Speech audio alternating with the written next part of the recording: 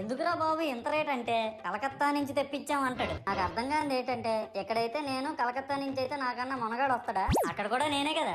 ఇలా నన్ను బజార్లో పెట్టి బేరం ఆడి నా మొహానికి ముసుగేసి వ్యాన్ ఎక్కిస్తారు. ఆ వ్యాన్ డ్రైవర్ గాడు నేను ఉన్నానని కూడా చూడకుండా ఏదో ఆలోచించుకుంటా డ్రైవ్ చేస్తా గతకల్లో గబ్బి గుబ్బి అని తించేసి నా కాల్లో చెయ్యి ఎరగొట్టేస్తాడు. ఈ విషయం చందాలు ఇచ్చిన చిన్నోళ్ళకి తెలిస్తే మళ్ళీ ఇరిగిపోయిన బొమ్మ పెట్టకూడదని ఏ బొమ్మ రాసి కవర్ చేసేస్తారు. సరేలే జరిగిందేదో జరిగింది, నా భక్తులే కదా కూల్ బ్రో అని చిల్లయ్యే లోపు నన్ను పందిర్లో పెట్టి ముసుగు తీసి నాకన్నా పొడుగుండే సౌండ్ బాక్సులు 2 నా చెవులు పక్కన పెట్టి డీజే గణేష్ బ్రో అని చెప్పి నా పాటలను కోని చేస్తారు. సరేలే పిల్లలు కదా ఇప్పుడు కాకపోతే ఎప్పుడు ఎంజాయ్ చేస్తారు, కాసేపట్లో పూజ స్టార్ట్ చేస్తారని వెయిట్ చేస్తా ఉంటే ఆ 5 రూపాయల వ్రతకల్పన బుక్ చూస్తే అది ఎక్కడ లేని కోపం వస్తుంది. ఏరా నాకు అర్థం కాదు, ఎన్ని సంవత్సరాల నుంచి నా పూజలు చేస్తున్నారు, ఒక్కడికి నా కథ గుర్తుండదేట్రా యాదవ్ వల్లారా. ఓ నా బుక్ లో చూసిన దాన్నైనా తిన్నంగా చదువుతారా అంటే అది ఉండదు. ఏదో బాగా అటర్ ఫ్లాప్ అయిపోయిన తెలుగు సినిమాకి రివ్యూ చెప్పినట్టు చదువుతారు ఒక్కొక్కడును.